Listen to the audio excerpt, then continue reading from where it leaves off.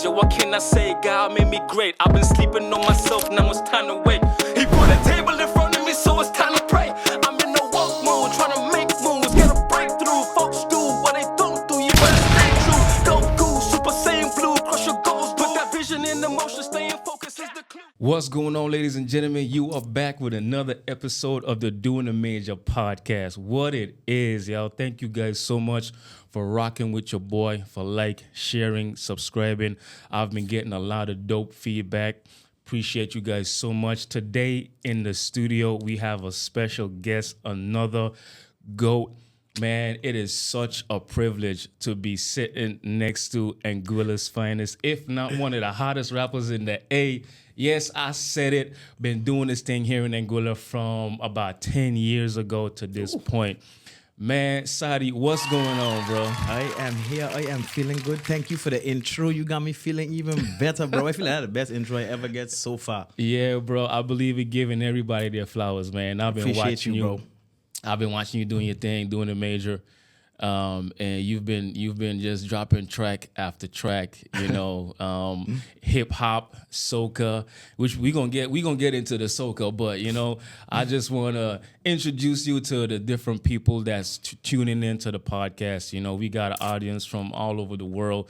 So persons that are tuning into the Doing the Major podcast, of course, we are learning how to live with purpose, live with intention, and live to inspire, all while having great conversations around music. Season 1 for you. Soddi, man, what's going on? What you working on? What you doing, man? Introduce yourself, bro.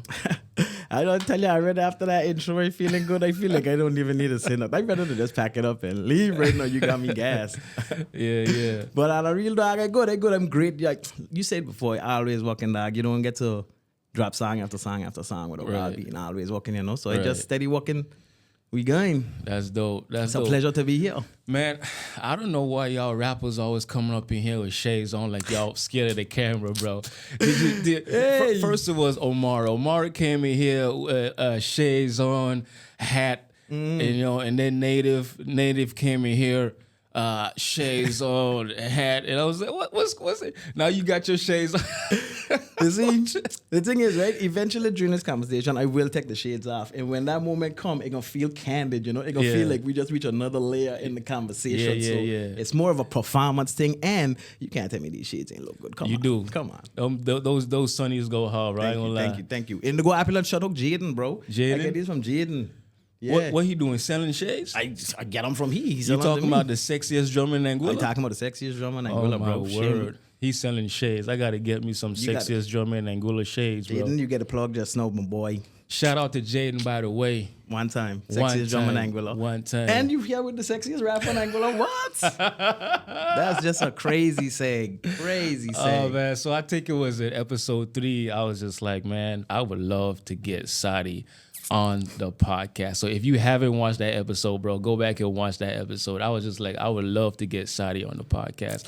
And that's when you say that, because I don't know what episode Moija was, but I know Moija been on here too. Yeah. And I saw that episode. Yeah. And when I saw that episode, I was like, I gotta get on there. I can't go and ask for the spot, because then it gonna be me putting myself there. I wanted to get on here, and now that I hear, it's a pleasure. Dope. I appreciate that, bro, because so many people don't know the authenticity of just waiting for your time. Yeah, bro, that's a big part of everything in life. You can't rush the brush, Exactly. And so many artists, so many people in life, they just like I had a dude hit me up the other day. He was just like, bro, I want to do a podcast. So I'm just like, okay, cool. I'm thinking that this is going to be a client, so I hit him my rates. And he was just like, no. Like, I want to be on a podcast. Like, I want to be a guest. No, bro, you can't. I don't think that's how That's not how it works, bro. Yeah, that's not how it works. If you want to start your own podcast in the Doing the Major house, then you can. That's what we do here. You give the space. We give the space. We but set you up. can't give the platform. Nah, I can't just. You just can't come on the Doing the Major podcast, bro. Yeah. So I had to wait my turn, and now we here. Yeah, no, we here. We man. up. Soddi, how'd you get started in music, man? How old were you when you got started in music? I'm glad that you bring me on here and you keep saying rapper, because I don't rap. I don't sing soca. We gonna get to that. We gonna get to First that. and foremost, I don't rap. So coming up, rap was my thing. Like I used to be heavy on the BET and that kind of vibe, you know, Yeah. 106 and Park every 6 o'clock, Rap Right. City kind of vibe. Right. When them take that away from us, Yeah. thank God for YouTube. I think YouTube were coming on just around the time and take BET away from us. Yeah. So I still had the channel to go and Right. get that rap music because Right. that ain't of the culture, you know. The culture Yeah. is the soca. Yeah. I had to go and get that somewhere else. But that's where it started. That's where the interest was. And I guess most rappers would tell you if you're really interested in rap, you're gonna be kicking some freestyles and things Right. with your boys. Right. And I was doing that probably like 10, 11, 12, 13, 14. Nice. Around Campus B is where I started to get like, you know, Yeah. nice, you know, these bars got people excited and things. So, bro, so you said Campus B. So are you born and raised in Guillen? For sure. I went to the Teacher Gloria Omalulu Institute. A lot of people my don't know word. that. Bro, give us some history because so your stage name is Soddi, and your first name is Assad. Yep, correct. So what's your origin? Your parents, because Assad is almost like a Muslim type of name, right? yeah. Talk to us about that. My mother and father from here too. My father got some roots in St. Martin as well. But for the most part, them just Anguillians just like us. Them just didn't want to name me Peter, you know. They didn't want me that. John. Exactly. Hey, John. My mother always tell me she don't want me taking my name on a keychain, you know. Mm-hmm. So I guess them was just creative at that time. My sister got a pretty unique name too. So yeah, that was just the speed them on. Them wasn't in no copycat thing. That's dope. So you have a sister. You have any brothers? Yeah, I got a younger brother too. Okay. Is Yeah, he shut still up, in Chai, high? and Ahmad. Is he still in high school or he's old? Nah, man, I got big siblings. We all, you know, we in this thing for real. Both of them done school doing their own thing, you know. Yeah. Is he doing music as well? Nah, he doing lights, but he'll be gaffing them, man.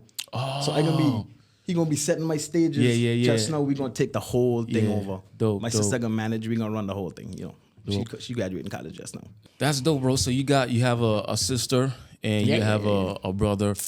That's cool. And your parents, you know, wanted to be original with your first name. Yeah. For the most part, you know. Yeah, that's. I guess they wanted to be inspired by something and not just take something else from something. Right. That's cool. So you got started in music, so around 10, 11, you know, around there, 12. Who was your biggest inspiration, bro? For rapping, Yeah. definitely 100% Lil Wayne. Lil Wayne? Yeah, bro. I tell people all the time, if Lil Wayne don't exist, I'm probably a drastically different person. He inspired a lot of people, bro. He was something on another level at the time, G. He was. Like, Lil Wayne, I don't even... Like, I studied a lot of Biggie. I love Pac. Yeah. For me, it's Biggie over Pac. Right. Just in case anybody wondering, you know, that big debate in the rap land. It's Biggie over Pac for me, but I do understand that Pac is a great Pac is a legend. Yeah. I'm more on the lyrical tip, so Right. Biggie get a nod for me. Yeah. Ludacris. Okay. Nelly, like Yeah. that, all the 2000s late Right, Busta Rhymes, that kind of right, shit, that kind of right. stuff inspired me. But Yeah. Lil Wayne is what really get me to be like, yo, Right.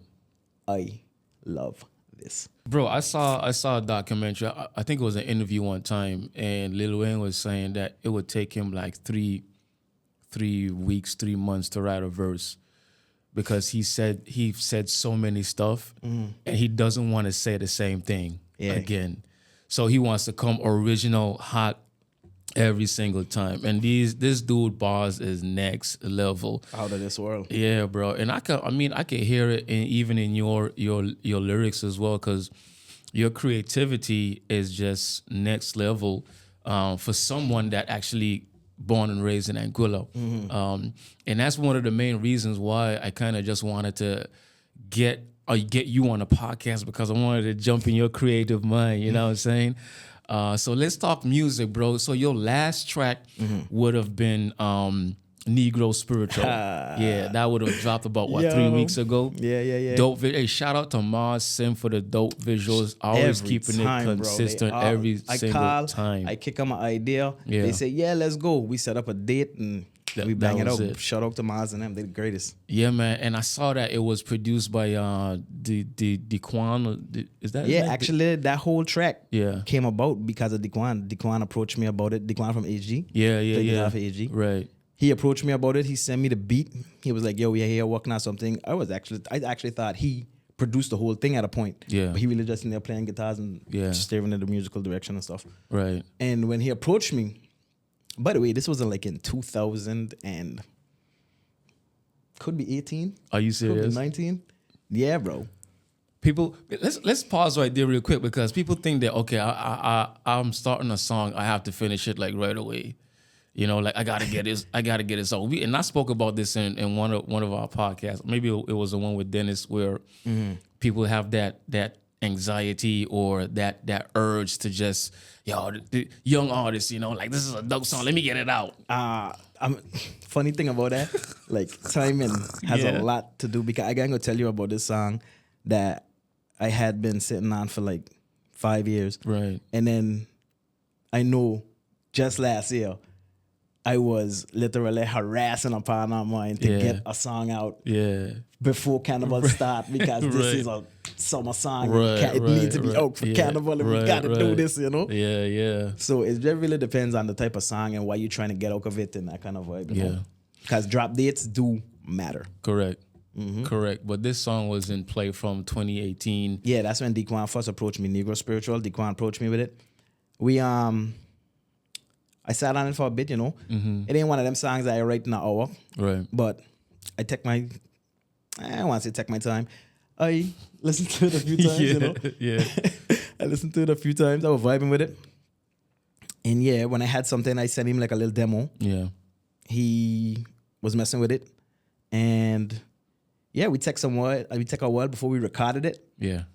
Shout out to Omar. We went on in the academy. Shout out to Omar. For sure, bro. That is the bro.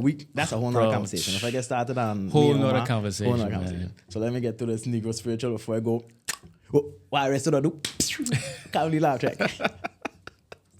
So when we actually recorded it, it was probably like 2022. Yeah. So not that long ago, but a couple years still. Yeah. 22, 23. And we get it mixed and everything. I actually had the final track sitting on my computer for at least a year. Wow. And like I said, the time just wasn't feeling right. Yeah. Because one thing, we're putting out rap in Anguilla. Mm-hmm. Especially being a dude that also put out soca. Yeah. I feel like for me to put out rap music, I have a window.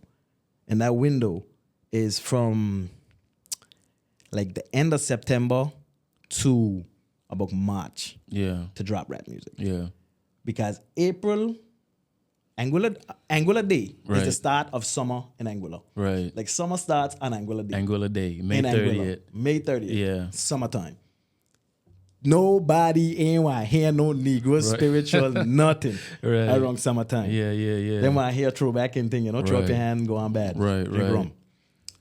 That's a good observation, but because I do remember a couple years ago, I was doing my third studio album. Mm-hmm.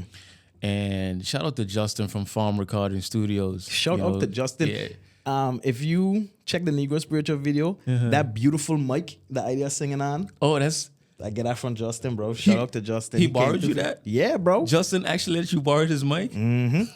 And that's the one he let me borrow. You don't want to see the one that he tell me, hey, check this one out, but you can't have it. Right.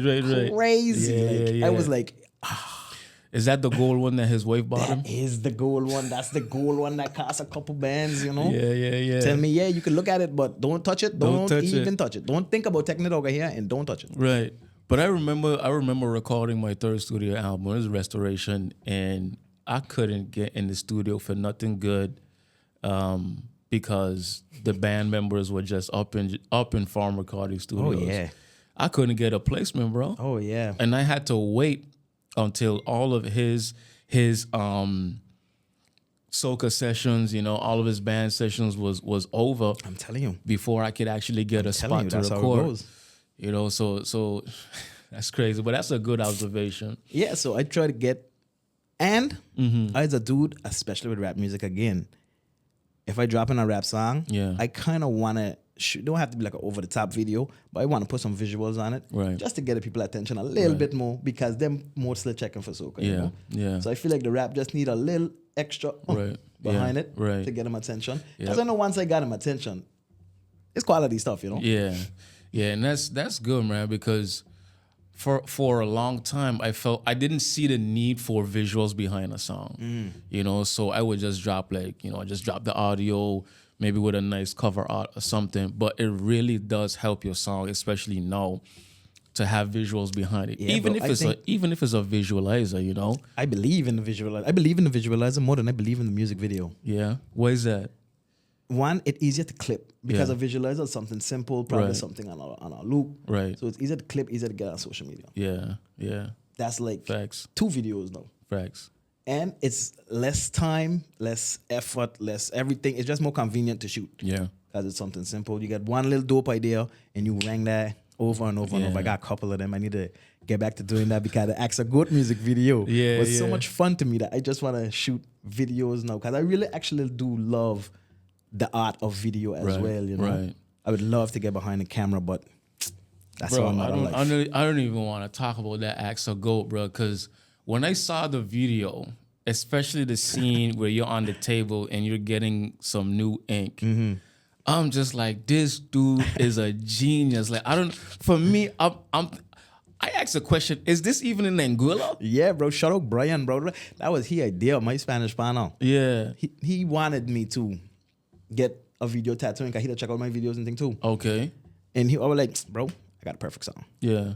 Shout out to Maz and them again. I'm tell them telling what's you. going on. Then we're like, all right, tell me the day. That was I was just like, this dude is a genius.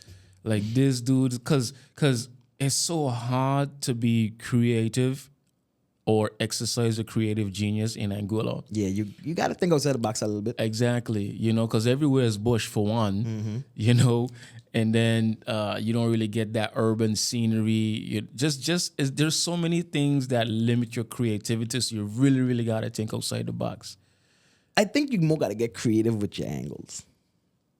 That's what I think it is. Camera You could angles. you could get so much Yeah. off the right angle. Right. It could be the same spot, but you could get so much out the right angles. Yeah. And we don't have the urban scenery, but we got like that paradise kind of vibe, you know. So Right. a little box, not a big box. Yeah. Yeah. Still gotta go outside, but So for me, you know, doing hip hop, you're doing rap, you kind of want to make it look visually appealing, especially to, you know, persons in America, because, you know, it's originated from there, you know, and then spread out throughout the world and stuff like that. So my idea, whenever I'm shooting, you know, music videos, is to kind of make it look urban as possible and not really do too much of that beach stuff unless it's like a love song, yeah, you know. maybe something like summer vibe. Yeah, I feel you. So do you share that same sentiment? Like, what is your take on, you know, utilizing the beach and those Caribbean scenery in like a hip hop type of video? Should we show the world what Anguilla looks like even in a hip hop video, or should we like allow it to be urban as possible? That's a great question. Yeah, That is a great question. And I think that one, I just can't say, but yeah, we really should, because, you know, states and all of that. right. I think, like, whenever I get idea for a video, it's usually the song that, you know, speaks to me, you know. Right. The song paints the scenery for me. Right. Like, one of the main things I wanted in that Axe a Goat video was me walking on the road, Plum Point, Right. with the sign, Yeah. Animals Ahead. Yeah. Bro, I was cooping them goats for like 3 weeks. Oh my word. I swear to God, I was cooping them goats for like 3 weeks, to the point where I find the owners of them goats and I was calling them. I'd be like, yeah, when them goats gonna be on the road? Yeah. And they would call me and be like, hey, we gonna take them goats out now. What you doing? Wow. Until a Saturday, catch them. Yeah. And then when I catch them, the goats were skittish. I didn't expect them to be skittish. Yeah, You know, them yeah, wrong yeah. people all the time. Yeah. But them work with me still. That's I got 'em. being intentional, man. That's dope. That's But dope. the road, I don't know if that's urban, but the road was a big part of The long road. Yeah, that shot in my head. That's walking on the road too. Yeah. Was a big part of what I had seen Right. for the video, you know. In part because that's the road in Angola that's known for the goats. Right. But the road itself also has a lot to do Yeah. with what I was picturing in my head, Right. you know. What you saw. Man, that's dope. Cause you check Axe a Goat don't really have no beach scenery like No, that. no, real it's- island no. scenery like that.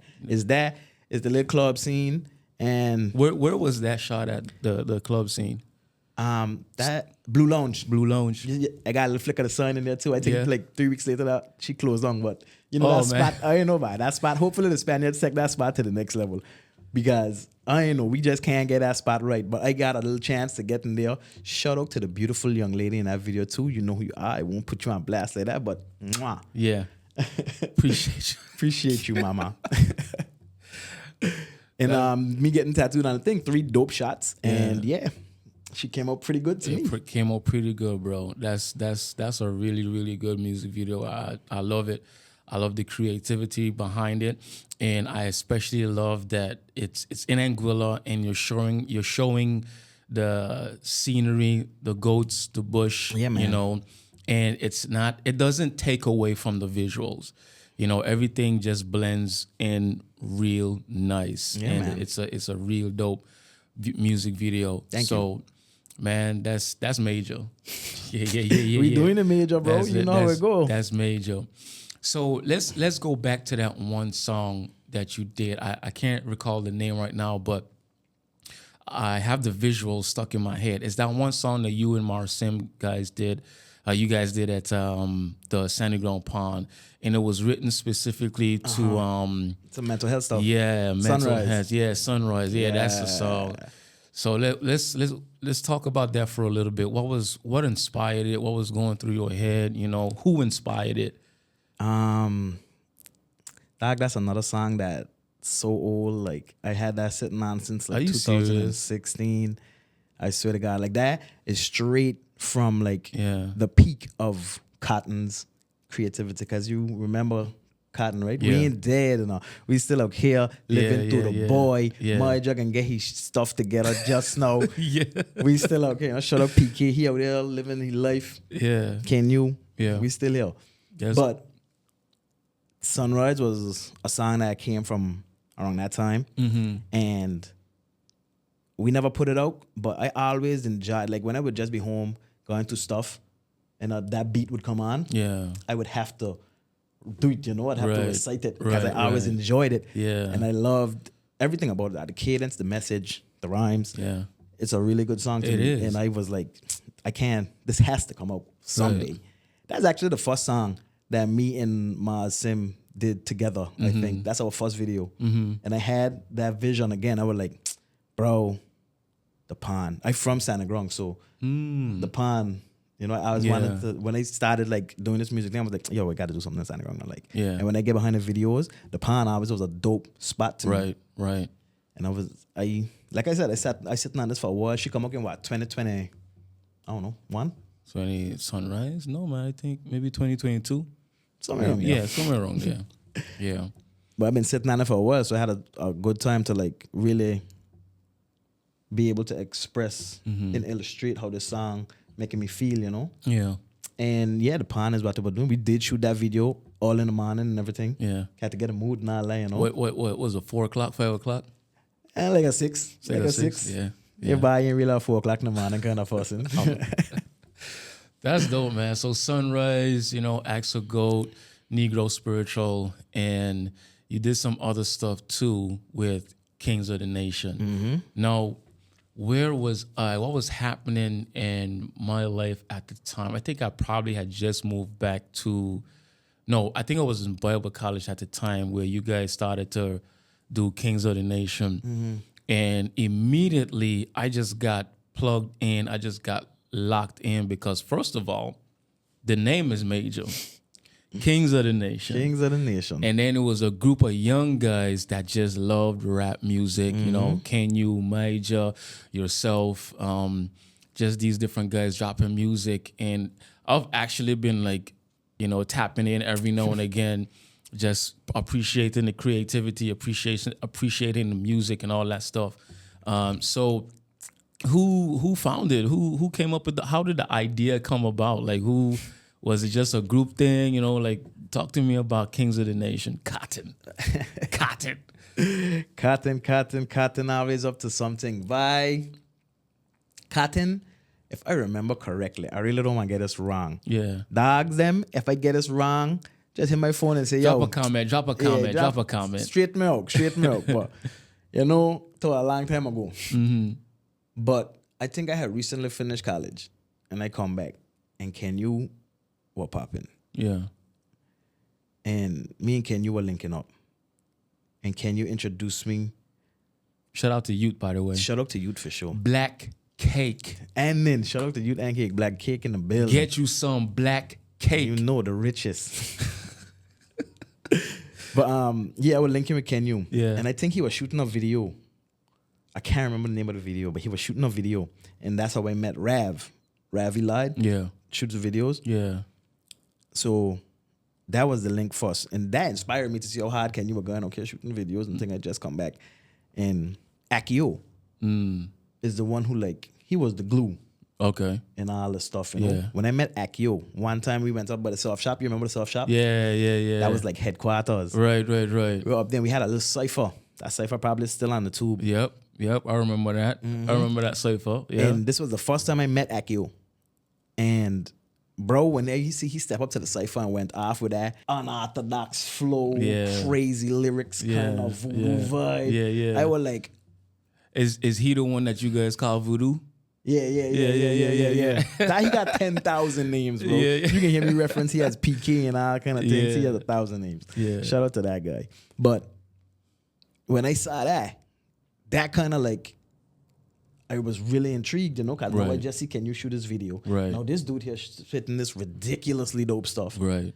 And I can come here and, you know, at least be on par. Exactly. You got At least to, be everybody on that's par. doing a major, you got to do a major Exactly. too. We ain't coming to draw back or piggyback on nobody. We coming here to do it too. Right. And for a while, it was just the three of us for a little bit. Mm-hmm. And then Moy just shows up. Yeah. I didn't even know Moy. Yeah. But Akio was telling me about it, Kenya was telling me about it, and the thing. I think it wasn't maybe a month later. Okay. Moy just shows up at the soft shop. Mm-hmm. And yeah, he comes through, he doing his thing. He the young boy in the group. I kind of sizing him up, and I want to see what the young boy can spit. Yeah. And I was pleasantly surprised. And then from there, Yeah. we just click up. We were by the soft shop a lot. A lot of creative juices. We had a guy with us, Kelvin. We used to call him Kelvin Oh, Christ. yeah. Kelvin, man. Yeah. He He used was to make so beats. dope. Crazy. He was our producer pretty much, bro. Crazy his beats. Yeah. To the point where we used to call him Kelvin Christ, bro. Yeah. He was ridiculous. He used to make so dope beats. Dope beats. Dope beats. Like on demand, bro. We'd come there, leave tomorrow, come back. He got like 3 new beats Right. for anybody who wanted. Yeah. I've been to the headquarters, bro. And it was just good vibes, you know, a lot of creative juices flowing. If you feel something, you could express yourself. You could write a whole song if you want. I at least get a start on something. And yeah, from that, we just gel. And I remember being up Island Harbor by the Lime Keel with Kenyu. Yeah. And we were talking about what we're going to name it. And it just clicked. Kings of the Nation. Kings of the Nation. Yeah, me and Kenyu came up with that. Cotton, dope abbreviation. I'm telling you, dope. And then And you guys had the stickers going around. Yep. So I Don't Love You came shortly after that. Yeah. With all of us in it. Yeah, That yeah. was super dope. So who came up with the little emoji? The smiley face? Yeah. I think that was Akio Tuna. Bro, we had at a point in time, we had like 4 of them. One for each season. Yeah. We had like names for them and everything. The popular one, Yeah.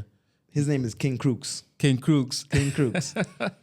Like we had names for all of them. I wish I could get them things. I can hit up Akio and see if I can get them graphics. That's some crazy bro, stuff. I liked the vibe.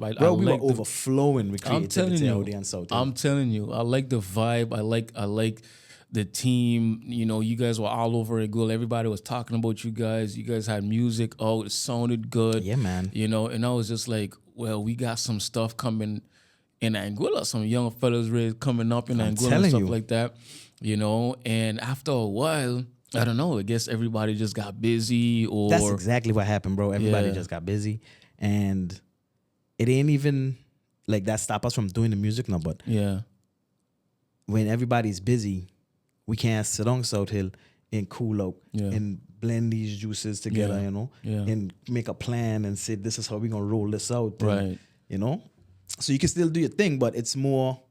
All right, I got this, you got this, we got this. We're gonna put it together. yeah, Other than it being a cohesive thing, you know, Right. to one whole thing, Right. rather than pieces getting put together. yeah. And then that's PK left left to go in the States, and like I tell you, he was like the driving force, G. He was the captain. Yeah. And that ain't stop us, but that just made everybody have to be a little more independent. Right. And, you know, focus on your stuff. Right. And yeah. Yeah. So when we did I would call it a mock podcast, you know, because that was the podcast that I did with Major, bro. That was like my first one, like my first. How Major episode 1? Yeah. Major was episode 1, and it came out good. But I don't want to release it yet because I'm trying to be intentional about timing. Because Major and I did a song together. I don't know if you heard it. No, I haven't. I gotta let you hear it, man. You do have to. I gotta let you hear it. Major and I did a song together. So I want to be intentional about dropping the song with visuals and then dropping the podcast. Of course. Because in the podcast, we talk about the song. There you go. You know what I'm saying? So, but one of the things that Major was saying is that, you know, cotton is not dead. See? Yeah, it's not No, dead. this one got to come up before that. So like a preface, you know? So for me, foreshadowing. I'm looking at okay, Kenyu and his partner, you know, his rap. What's her name? Who? Kenyu's rap. Nin. She's Nin the Ninja. Nin and Ninja. Yeah, Nin the Ninja. Nin the Ninja. Shout out to Nin the Ninja. For sure. So I see them start Black Cake, you know, and then, you know, Major's been kind of doing his thing. And then, man, you've been doing the Major for a couple years, and you got into the Soca. Yeah. And one of my, I think my favorite song that you put out is, I don't rap. I don't do. Bro, you have me cracking up. Hey. Cracking up. You'd be man. surprised. I am surprised at how much people tell me that and were like, yo, I love that song, you know. Yeah. Bro, that was just me trolling, honest to God. Yeah. Because a big reason why I get into soca was Bonks and Tassawi. Bonks, 16 ounce. Yeah. Bro, that's a rap verse. I got a rap verse on that song. Yeah. But, you know, I of the culture, so Right. I could easy That was a dope song. swag out a rap verse on Right, a yeah. soca kind of vibe. You know, they don't think that's second nature to me. And that song blew up. How big? How big? Bro, to today, that is my biggest song ever. Shout out to Daddy E, bro. He Yeah. know, that probably his biggest song too. Like, anybody involved with that song knows that song is still going, bro. Like, Yeah. I get like little stats from iTunes every week. Gotcha. They tell me like what's playing. Gotcha. And that Bonks song is always in my top 3. In 2024, 25, bro, Bonks is still Yeah. getting like 100 plays Yeah. a week. Wow. Crazy. That's good. So that song, like, got so much people's attention. Like, no, it wasn't a hobby, but it's a little more serious now. Like, more the demand for me was a little higher then, you know? And that made me, I feel like I was at a crossroads where it was like, all right, bro, you gonna take this serious now or not? Yeah. Because I know all the time I got tracks there that Moy John Kenyon and man harassing me about dropping all the time. And I just Right. like, bro, time ain't right, people ain't listening, blah, blah, blah, blah. Yeah, blah. yeah, But yeah. now, they listening. Yeah. So what you gonna do? And that kind of make me take the, The leap. yeah, and we're like, all right, we can do it, and we can do it any genre. Cause we could do it any genre. So boy, box ourselves in, you know. Right. We can still drop rap music. We can do some stuff for Carnival because they love it. Yeah. So let's do it. So were you like the first person to really do that hip hop, that rap soca type of ordeal here I in ain't want to Anguilla? see it. I want to fuss. Cause I never really heard somebody like do that. I guess Drake was doing it, but Drake was still like super rap with Yeah. it, you know. Yeah. He never like put a flavor on it. He Right. seasoned it still rap. Right. The seasoning didn't change. Yeah. And I know, I guess I kind of blended good. 'Cause I still feel like when I approach a song to write it, even soca and rhythms and thing, when I approach a song, I approach it from a rap perspective. Like you could probably hear it in the cadence that I use. Right. The melodies that I go for Right. is like rap. Yeah. Yep. Bars in this soca music, you know? It's I can lyrics hear it. in here. You could tell. I mean, like you said, you rap and you don't do soca. so Exactly. It's it lyrics just on comes this out. soca beat. Yeah. Yeah. And funny enough, I think the first song I put out after that was a song named Trouble. Guess what's on my mind tonight? Like some real Yeah, nice yeah. soca stuff, you know? Yeah. You can find that somewhere. It's still out there. And that was just me putting something out to see, hey, check for more of this. Right. This coming too. Right. And then the next year, I think it was 2021. And that song is named Summer 21. I don't Right. rap, I don't sing soca. Right. And we went from there. That song gave me that song was kind of me trolling and all. That was a fun song, and I'm glad that took off like that. I loved it. Yeah, man, that's dope. That's real dope. Again, I mean, that's major. You've been in your lane doing your thing. Now let's kind of like switch gears a little bit, man. Get into the nitty gritty of the doing a major podcast. You know what I'm saying? So I got this slogan, man. In order to do a major, you gotta live with purpose, live with intention, and live to inspire. You know what I'm saying? If you ain't living with some kind of purpose, like what you even here, bro? If you ain't being intentional about, you know, making the right moves in life and being intentional about doing things, being intentional with your music, your business, your family, whatever it is, you know, don't waste time. And then, of course, live to inspire people. And I'm pretty sure that with your artistry, with your creative genius, you probably inspiring other people to try. I hope so. Rap and soca, you know what I'm saying? Even with the rap itself, you probably inspiring other people. So, man, what gems can Soddi give to people that's kind of struggling? I don't know, if you were to talk to your younger self, thinking about all the, I don't know, what bad decisions you probably made in life up until this point, you know, around purpose, like what would you tell your younger self, man? Like what is purpose? What does it mean to you and all that stuff? That's another really good question, but that question is loaded. Yeah. So I came up pretty decent, you know. Like I had some friends that were into that kind of thing. Yeah. Like really, really close friends. Right. That were into that kind of thing, and the homes that man grew up in and that kind of thing was a little different to mine. But I had the perspective still, you know. Yeah. And I learned a lot from those friends because as we grew, like our circumstances were different, but Yeah. you know, we kids, we coming up. Right. When we shooting the shit, we shooting the shit. Right. It's nothing but love and respect, you know? Yeah. And to see where that man is, no. That man, I got friends that's like married with kids, straight Christian, like living life Yeah. a lot more positive than me, Yeah. who was from that. You check? Right. And like I'm nothing but inspired. So I would tell my younger self, bro, I believe that as long as you ain't forcing it, it's for you. Yeah. You know, like if it don't feel wrong, it's okay Yeah. to me, you know, even if it don't have a feeling. Right, as long right. as it don't feel wrong, as long as your stomach ain't telling you Yeah. that's not it. Yeah. Your conscience is cleared. Once your conscience is clear, Yeah. I feel like you should stay on that track on whatever you're doing, because there's times even today, bro, I don't want to stop doing music.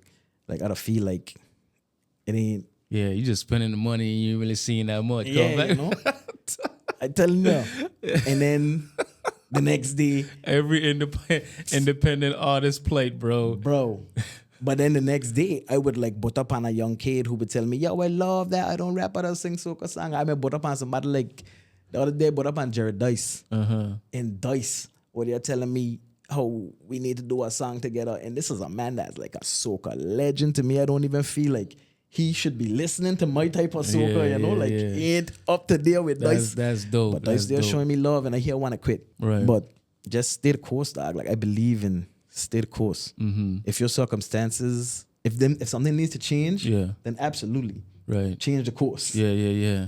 But find the course is the general consensus of the whole thing. You know, Right. Find what feels right, what feels like progression to you. Yeah. And once you find that, once you got that feeling, stay the course, because a lot of the stuff that I here doing now was of the same interest that I had as a kid coming up.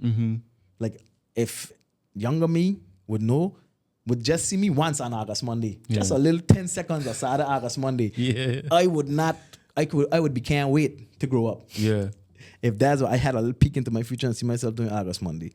So a lot of the things are the same, and I just stayed the course. Right. Yeah, I just kept with it. You're consistent. Yep, I was consistent with it. Even when you ain't getting the love that you think you deserve, as long as it feel right and you feel like you know, giving it a good swing, putting up quality. Because I feel like you know if you half-assing it, right, you know? Right. So as long as you feel like you're giving it a good effort, I feel like you should just keep with that, because at the end of the day, if it feel right, that's yourself telling you, Yeah. I like this. I love this. Yeah, and you just keep going. Yeah, bro. And life is all about finding out what you want to do, what makes you feel alive. Right. And once you find that, I think money is so great because money helps you find that a lot easier. Yeah.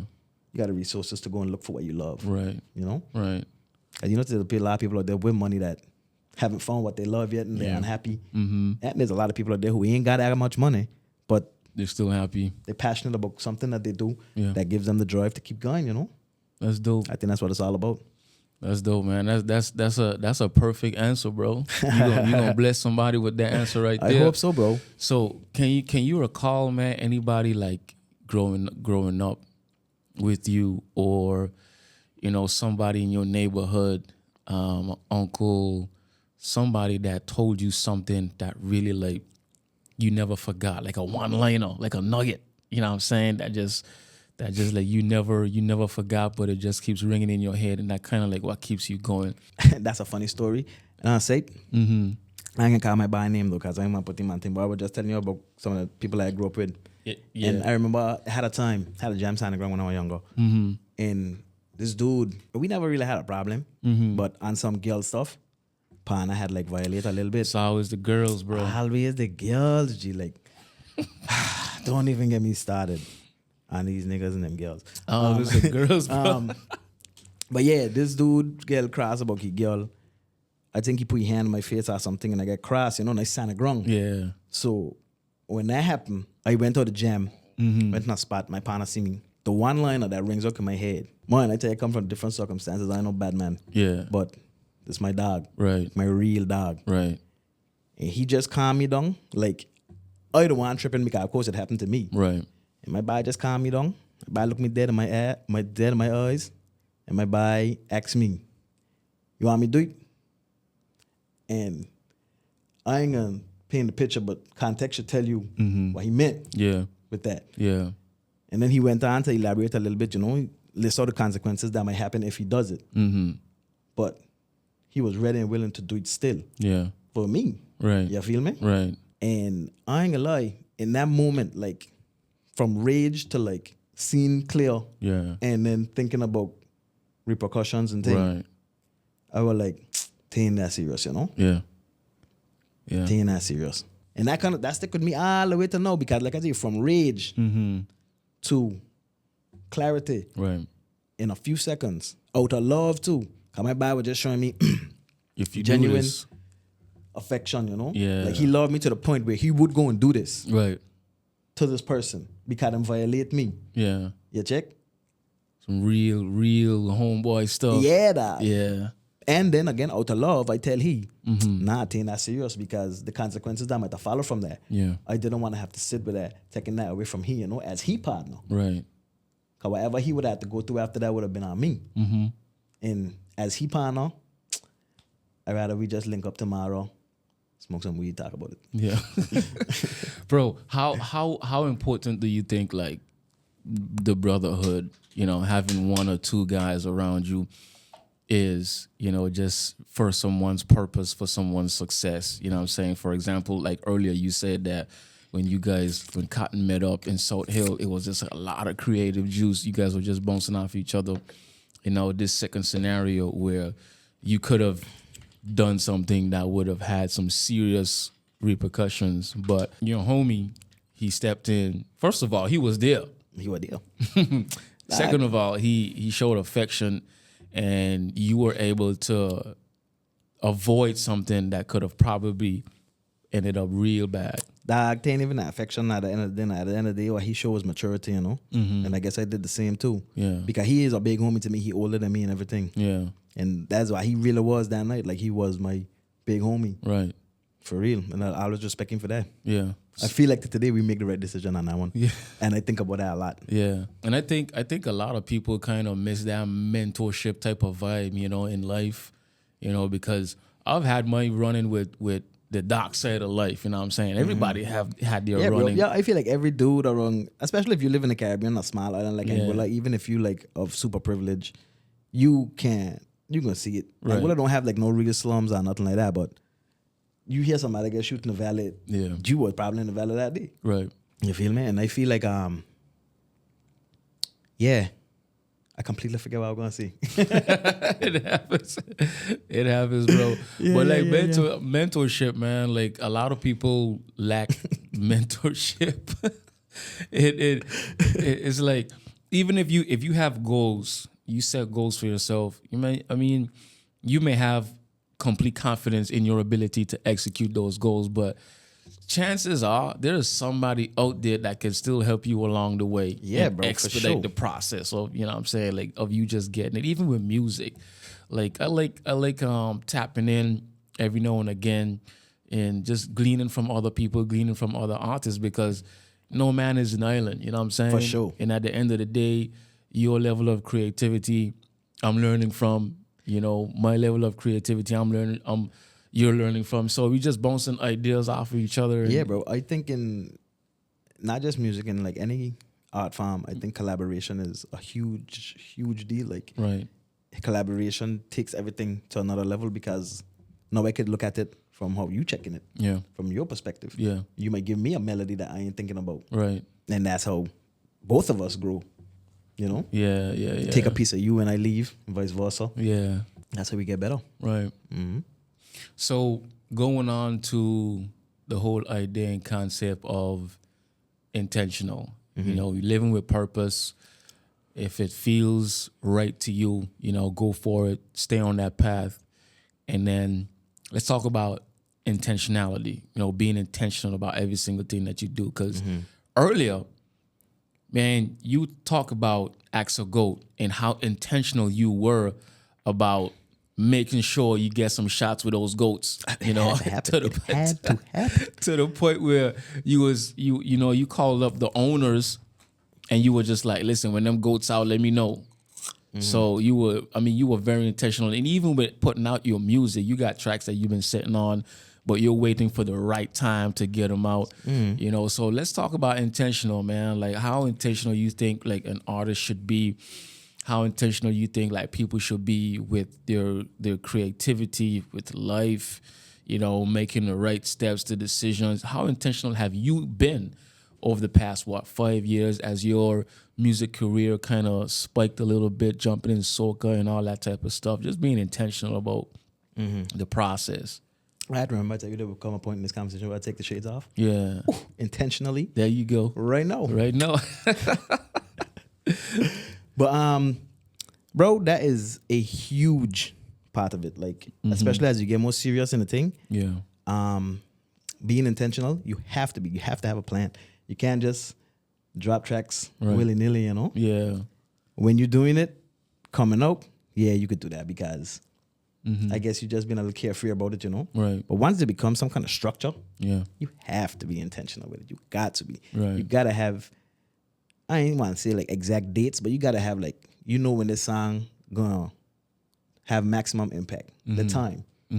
Like the seasons, I believe seasons matter. There's winter music, there is summer music. Of course, we all know there's summer music. Yeah. There's like Valentine's Day Right. stuff that can pop better at Valentine's Day. Right. Like when you drop matters. Yeah. How you drop matters. Like, I just tell you a while ago with rap music, Yeah. I usually like to put out a visual because it can grab a little more attention. Soca, they can hear it on the radio. Yeah. You know what wilds me out? Not to like go off tangent a little bit. I got songs like RGA, Rude Girl Anthem, that when I dropped, people were like, yeah, that's cool. I like it. But like 2-3 years later, I play that song. All the Rude Girls got the anthem. Yeah. So you don't think that stuff might be resonating at the time, but Right. if it's good, it's gonna stick, and they're gonna still play, Yeah. and people gonna still like it. Yeah. And then 2 years down the road, a year down the road, Yeah. it's hitting. Yep. You can't just give up on the stuff, That's why when you put it out the first time, and funny thing that I hear thinking if I should say or not, but I will. Yeah. We're not doing the major. We're having a candid discussion. Yeah. New Bacchanal. Drop last year. Yeah. So much people love that song, right? And I ain't gonna lie. If I had because I do that song in like 2 hours, just saying to myself, man, I need something for Anguilla D. Yeah. I need to give him something for Anguilla D. Yeah. And in the village were billing and everything. The hype around Carnival Right. was like super high. Right. And I was like, yeah. So I just, I get a bad beat. Bam, let's get a vibe on it. Because that song is 100% vibes. Yeah. It is. Not so much lyrics. Right. Just vibes. Plat, plat, plat, plat, plat. If I had like been more intentional about that song, like this is going to be a smash. I ain't going to say plat, plat, plat, plat, plat, but still wouldn't be there. Right. But it probably would have been a little more refined. Yeah. A little sexier, Yeah. But maybe it would not do as good, Yeah, you can't tell people what to like. The people that tell you what them like. So I cool with it still. You got to do what you feel is right. Yeah. And you got to feel what is right. You just can't do it. You got to do it major. Mm-hmm. You rocking with that? I rocking with that. We here, baby. Yeah. Uh-huh. That's dope, man. Yeah, man. You got to be intentional with it. That's a big part. That's like the plan. Mm-hmm. That's like the plan. So jumping in your creative genius a little bit, man. How do you go about like writing your songs? Like, do you? Because I know for me, I like I go off of energy. Mm-hmm. So when I'm writing, it's either one or two things. I'm either in a vehicle and I got the music really loud, and I'm feeling the vibrations of the music, the subwoofer, and all that stuff. Or I'm at home, I'm here, and I just got the music real loud, and I'm kind of like just feeling the music, and I'm kind of freestyling. And when a rhyme hits, like, ooh, I like that one, then I add it. Yeah. So what's your writing process like?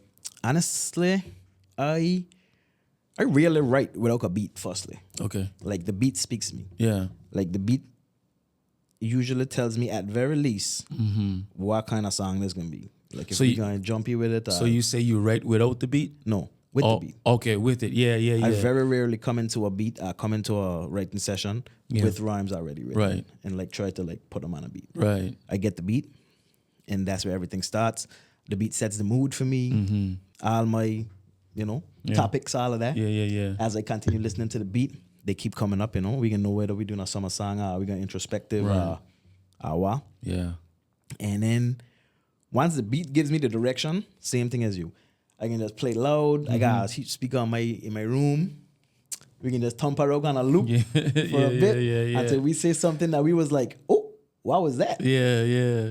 But once I get that first line, because I go line by line too, like I won't go, I a writer too. I write. Yeah. I write my stuff down. Yep. I don't Same freestyle. here. I can't. Yeah, I ain't Nah, the best bro, freestyler. My dog always been teasing me, bro, trying to get me a freestyle for years, but I ain't the best freestyler.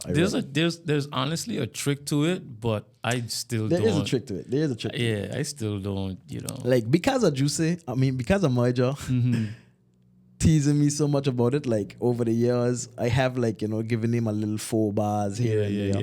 Yeah. And like kind of been exposed to the trick of, just it's like it's kind of like playing chess, Right. Like you're saying this, but you're thinking about what you're gonna say next. Like Yep. you're making a move, Yep. but you're actually making a move for like 2-3 moves down the road kind of vibe. And then for me, it's like, because I've seen people freestyle like off the top, and they use a lot of stuff that's in the environment to keep them going. Yeah. So they may start talking about the chair, and then they hit up the light, and then the speaker, and then the camera. It also has a lot to do with not going too crazy too. Like use words like chair and not expercalifragilistic superalidocious kind of word, Yeah. Keep it nice and tight so that you Right. can rhyme it. Exactly. And once you hit like 8 bars, you going, bro. You got people like, Yeah. freestyling is a gift Yep. that I don't necessarily have. I don't have it either, bro. But the pen is strong. The pen is strong. That's dope. And once I got that line, I ain't going on to the next line unless I feel like the next line is good. It at least sets up the third line, Yeah. which is going to be good. Right. Right. And that's how I go about it, the beat. And then once we got the first couple lines, then the whole thing starts to like paint a picture now. Now we going into like, we getting the story together. We know if we're talking about me, or if we're talking about a jam, or if we're going introspective, Right. wherever this one going. But it's usually led off the beat. Yeah. And then I write verses like like nothing, like poetry, Yeah. Hooks, very important. Yeah. Very, very important. I think Lady Gaga said once, who gives a shit about the song if the hook sucks? Right. Nobody. So hook, Yeah.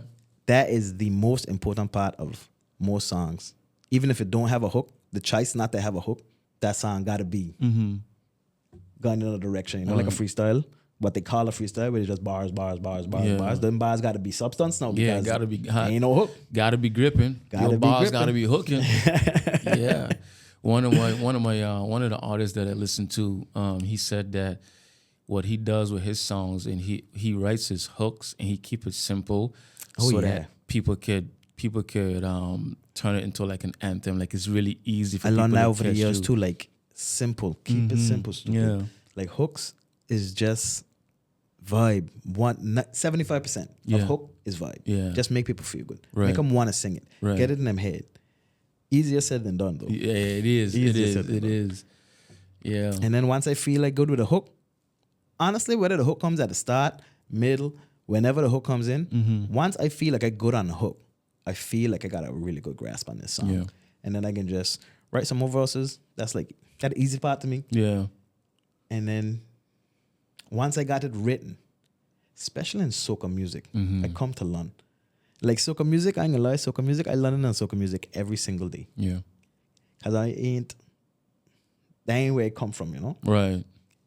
So every time I do a soca song, funny thing with me doing soca music, when I'm in the studio, nobody else can be there. Not when I'm doing soca songs. Right. Cause I can't have nobody in there like making me feel like, shit. Yeah. I'm messing up, you know? Yeah. I need to be able to feel the freedom to mess up. Right. And take direction from the engineer and that kind of vibe, you know? And I learn in that every day, like, how important the back of the song is. What do you mean? Like, not so much ad-libs. In rap, ad-libs. Yeah. But I mean, like... The hype stuff? Not the hype, like the... ad-libs and backup vocals. Okay. Mostly backup vocals. Yeah. Ad-libs is basically backup vocals too, but them is like stabs and like... Right. I mean, like, the way the vocals themselves help the song along in the back, especially when melody gets involved. I don't rap. I don't sing soca. So when melody gets involved, the back of the track matters a lot. Foreshadowing.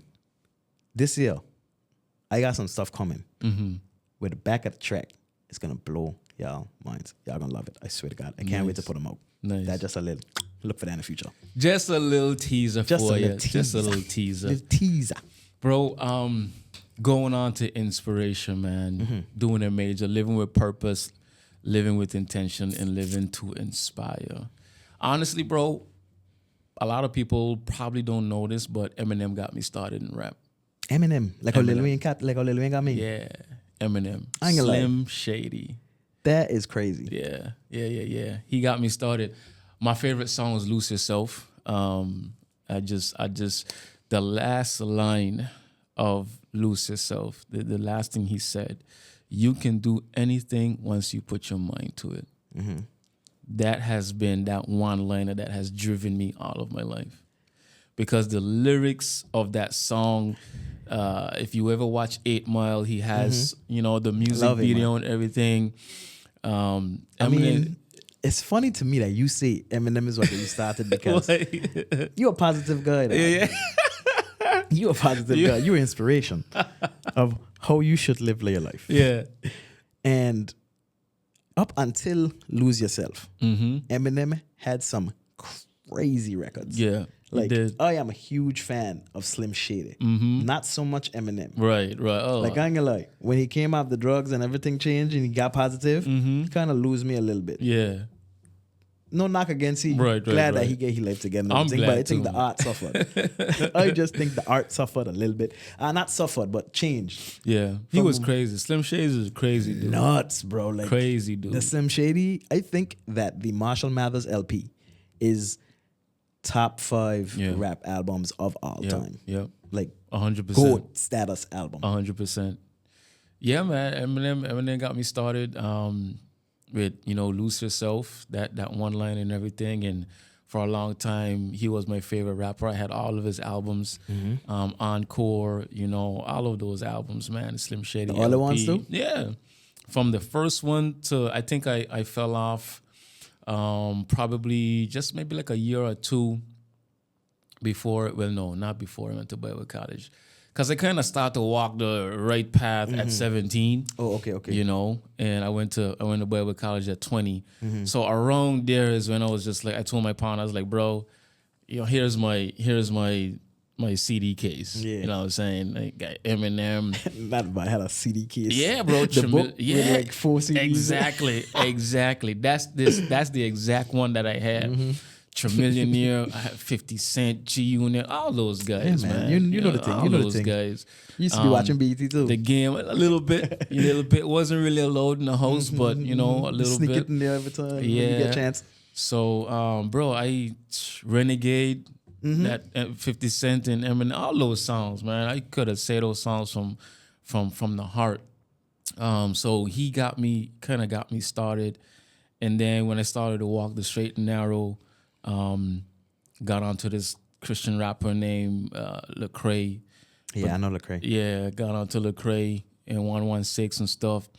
And this guy named Flame was a feature on some of his stuff. And I like Flame because he was more like, he was preaching on the beat, bro. Quoting scripture. More like spoken word kind of vibe. No. He was like quoting scriptures on the beat. You know, he was rapping, but he was more like rapping, like Yeah. in tune and everything, but it's scripture. yes, sir. That's crazy. That's hard Yes, to sir. do. Yeah. So he was doing that stuff. And that helped me a lot to know Bible. So he became like my favorite rapper and stuff like that. Flame. To this day, you know, he kind of is still, you know, he kind of has switched up his theology a little bit. But those are my two inspirations, Flame. man. Flame, yeah. Flame. And also Future, when Future dropped. Nah, Future. When Future dropped, man, I love Future, bro. When he dropped, what's that song with Kelly Rowland? Honest to God, I ain't that big on Future. I ain't that big on Future. Okay, that's fine. Another inspiration is Lil Baby. Honest to God, I ain't that big on Baby neither. To be honest, I ain't that big on Baby. Not taking nothing away from the man. Got some smashes that I love. Yeah. But I checking for the smashes. Yeah. I ain't downloading the album, you know? Right.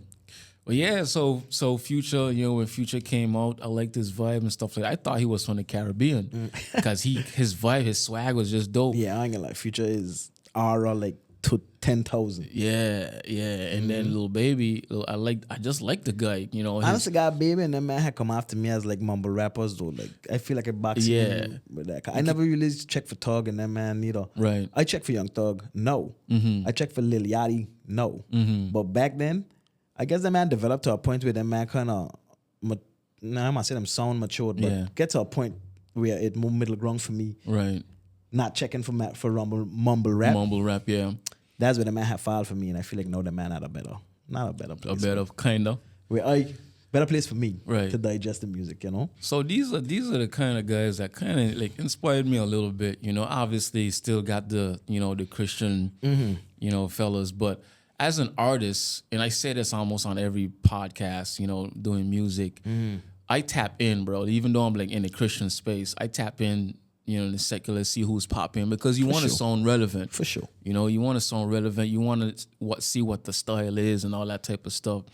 So, but yeah, man, Eminem got me started, and even now his influence in the way how I write and the way how I rap, you could still hear it there a little bit.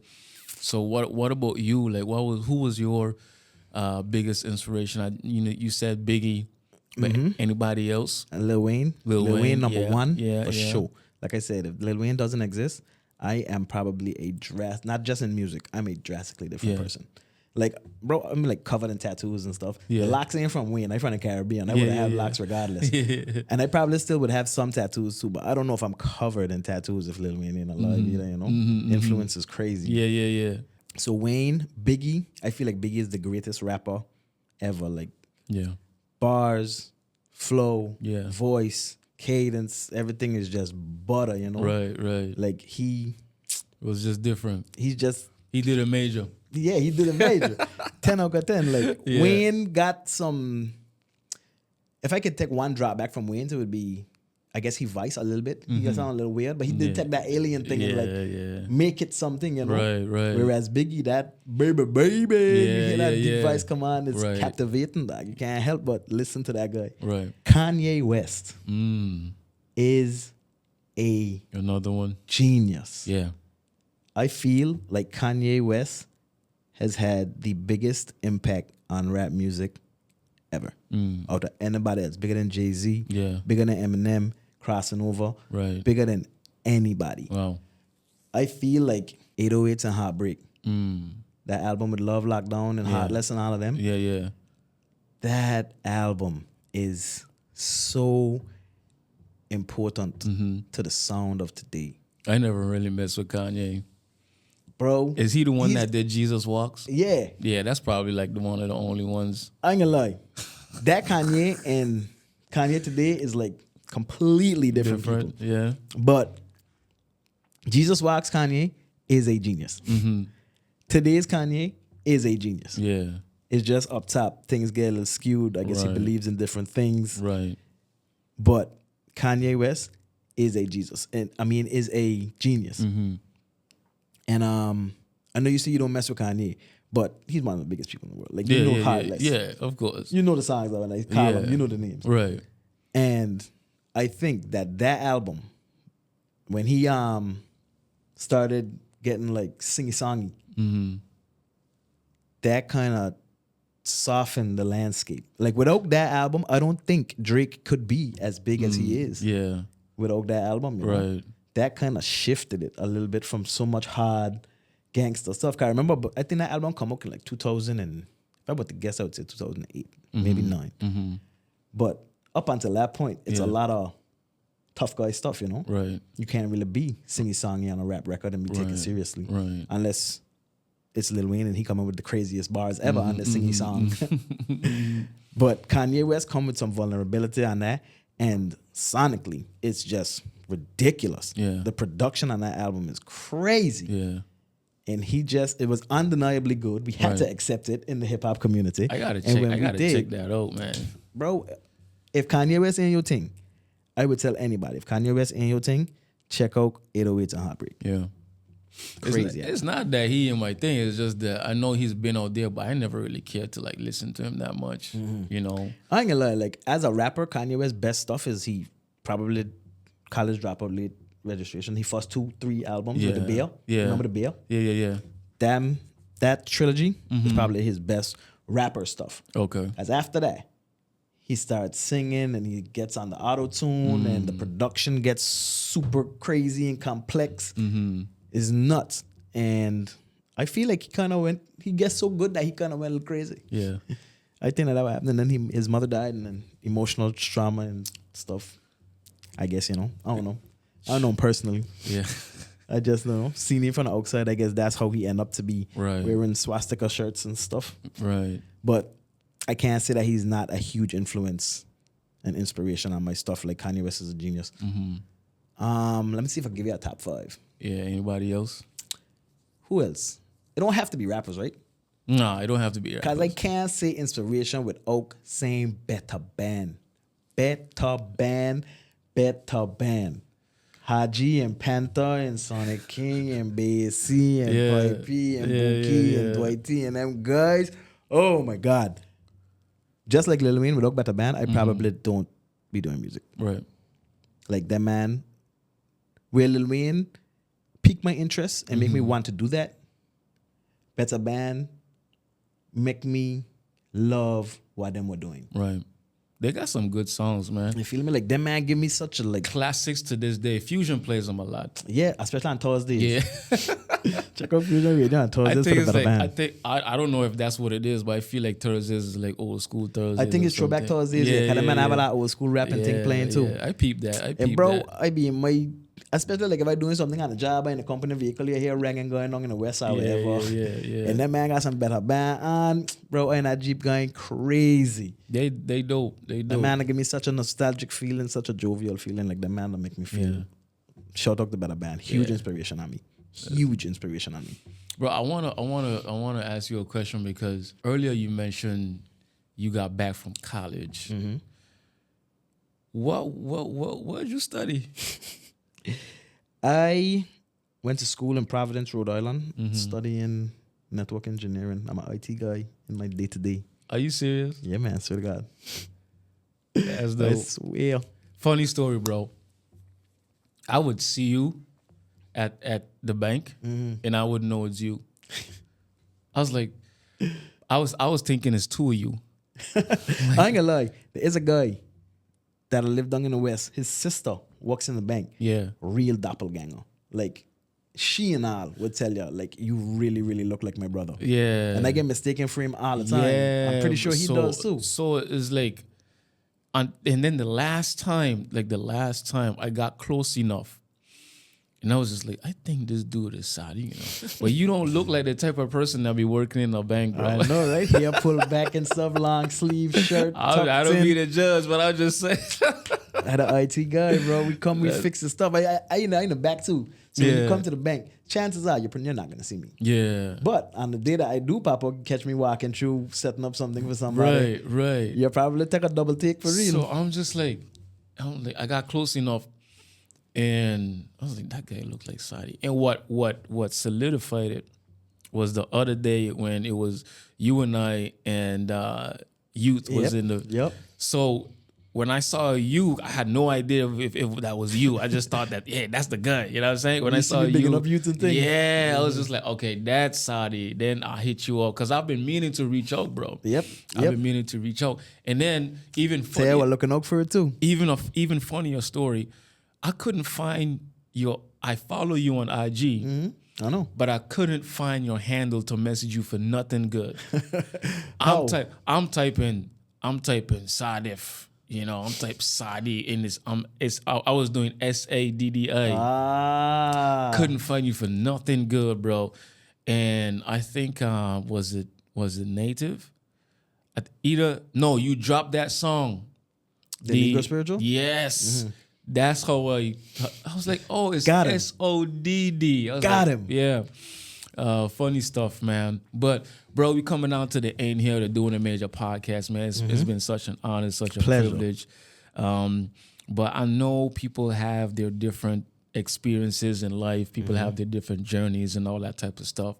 And I just love getting into people's mind when it comes to like how they, you know, connect to the Almighty, the Most High. You know what I'm saying? Like how they perceive Him. Because for me personally, I feel like you can't really do a major if you don't acknowledge, you know what I'm saying? The big man, you know what I'm saying? For sure. So I just kind of want to get into Soddi head a little bit of how he views the one they call God, you know what I'm saying? And what does that look like for you in terms of like relationship and all that type of stuff?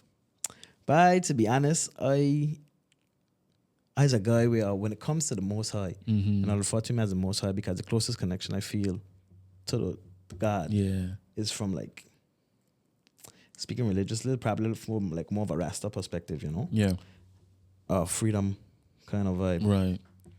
But I can't say that I ain't open to a different interpretation of that, you know? Like, I wouldn't say Islam is not the way, Hindu is not the way, Buddhism is not the way, Christianity is not the way, you know? Right.